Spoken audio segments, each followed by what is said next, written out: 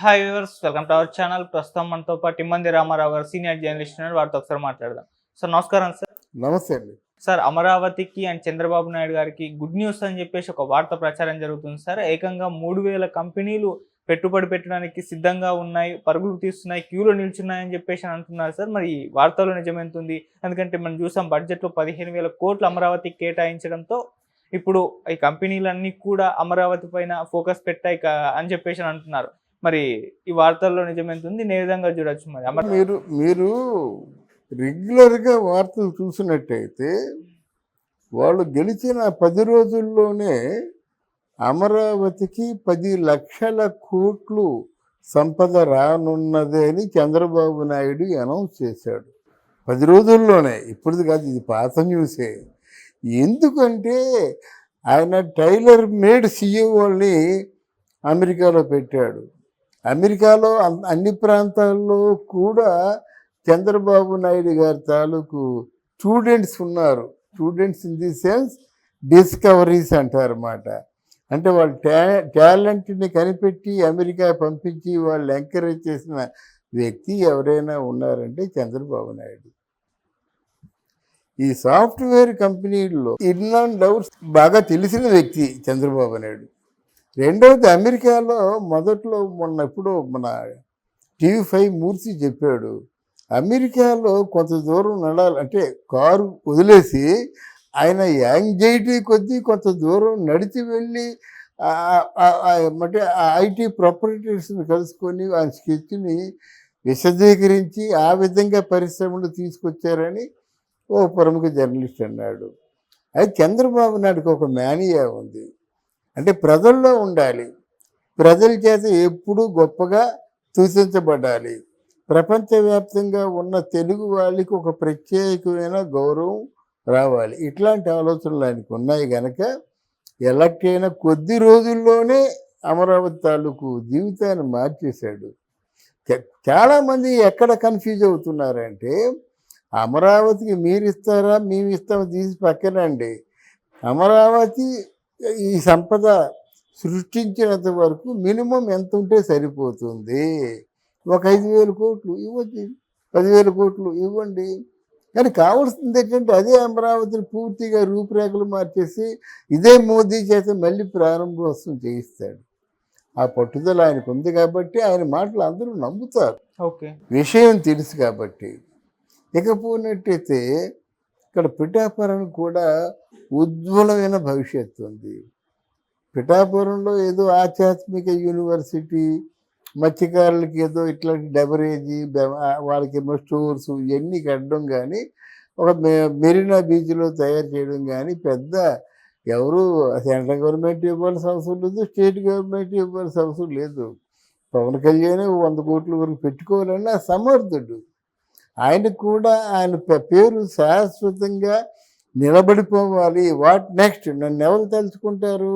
నా తర్వాత ఉన్న జనరేషన్ నన్ను తలుచుకోవాలంటే శాశ్వతంగా వాళ్ళకి మేలు చేకూర్చే ప్రాజెక్టులకి నా కష్టార్జితం పెట్టాలనే ఉద్దేశంతో ఉన్నాడు. రెండవది, పవన్ కళ్యాణ్కి ఈరోజు ఏ రేంజి ఫేవర్ ఉంది, పాపులారిటీ ఉందంటే అదే రేంజ్ పాపులారిటీ కూడా రజనీకాంత్కి కూడా ఉండేది. కానీ రజనీకాంత్కి రాజకీయాలు చేయడం చేత కాదు, మాటలు తినడం కూడా చేత కాదు. మొత్తానికి ఎలాగో అది కాళ్ళ దగ్గరికి వచ్చిన అవకాశం పోయింది. లేకపోతే మోదీ గారు మిగతా పెద్ద పెద్ద రాజకీయ నాయకులు అందరూ రజనీకాంత్ ఎందుకు కొలుస్తారు? ఆ రెస్పెక్ట్ నిలబెట్టుకున్నాడు. దీన్ని క్యాష్ చేసుకుంటున్నాడు పవన్ కళ్యాణ్. అంటే పాపులారిటీ విదేశాల్లో కూడా ఉంది కనుక మొన్న ఎలక్షన్ టైంలో వచ్చి వాళ్ళ హోటల్ రూములు తీసుకొని 25 కార్లు వాళ్ళకి తిరగమని ఇచ్చి దీనికి అయిన ఖర్చు అంతా వాళ్ళు పెట్టుకొని కొన్ని ఊళ్ళను అడాప్ట్ చేసుకొని మరి చెప్పారు. అదేది పవన్ కళ్యాణ్ గారికి జస్ట్ ఒక సిగ్నల్ ఇచ్చారంటే మొత్తం పిఠాపురం బంగారం అయిపోతుంది.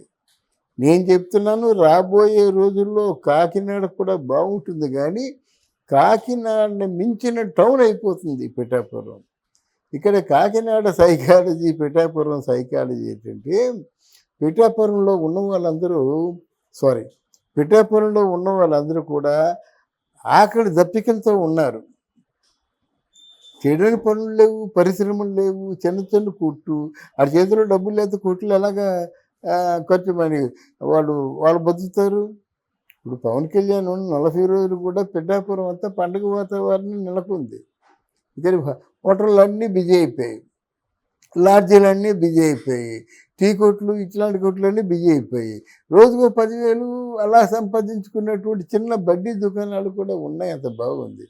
అలా కాకుండా మనుషుల తాలూకు వ్యక్తిగతమైన టాలెంట్ని బట్టి ఉద్యోగాలు ఇచ్చే ప్రక్రియ మొదలైందంటే చాలా హ్యాపీగా ఉంటారండి వీళ్ళు. అందుకే చంద్రబాబు నాయుడు తెలివితేటలుగా వాలంటీర్స్ని అందరినీ తీసుకుంటున్నాం. ఎలా తీసుకుంటున్నాము అంటే దిక్కు దివానా లేకుండా తీసుకోం.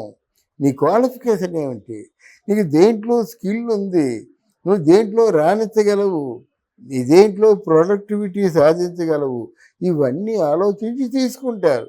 తీసుకున్నప్పుడు మామూలు అప్రెంటిస్ అంటే అప్రెంటిస్ జీతాలు, తర్వాత వాళ్ళు సస్టైన్ అయినట్లయితే మొత్తం జీతం ఇచ్చి తీసుకుంటారు. అప్పుడు నీ పేదరికం ఎలా ఉంటుందండి?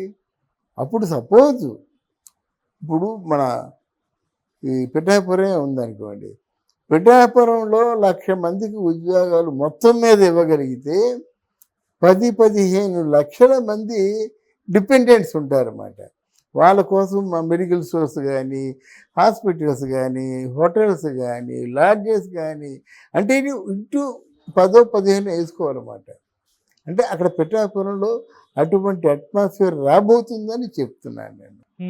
కనుక ఇక్కడ ఇది పాత న్యూస్ అయినప్పుడు కూడా ఒకటి ప్రజలు కూడా సంపూర్ణ సహకారాన్ని అందించాలి. ఇక్కడ ప్రజలు లేకపోతే వీళ్ళేం చేయలేరు. ఇక్కడ ఏమవుతుందంటే ఒకడు శ్రీకారం రాస్తే ఇంకోటి శుభంగా రాస్తున్నాడు, మధ్యలో జర్నీ తృణప్రాయం అవుతుంది. అర్థమైందా? ఒకవేళ పొరపాటున ఏదైనా తెచ్చుకుందాం అనుకుంటున్నారు లాభదాయకమైనటువంటి పరిశ్రమని, అరే బాబు ఈ పరిశ్రమ తీసుకురావడం వల్ల అదే పర్యావరణం కాలుష్యం అయిపోతే దొండకూడదని ఇంకొక ముఠాన్ని రెచ్చగొడుతున్నారు. వాళ్ళు ప్లకార్డులు పెట్టుకొని అది ఆపేస్తున్నారు. ఇలా జరగకుండా ఈ పరిశ్రమ వల్ల ఎంతమంది బతుకుతున్నారు, ఇంకా 4 పరిశ్రమలు వస్తే ఎంతమంది జీవనోపాధి కలుగుతుంది. ఇవన్నీ జరగాలంటే ప్రజల సహకారం కావాలి. అంతేగాని ఒక బిర్యానీ ప్యాకెట్టు, ఒక క్వార్టర్ మందు ఇచ్చేసి ఒక 500 రూపాయలు ఇచ్చేసి ప్లకార్డులతో వెళ్ళాలంటే 1,90,000 మంది ఉన్నారు.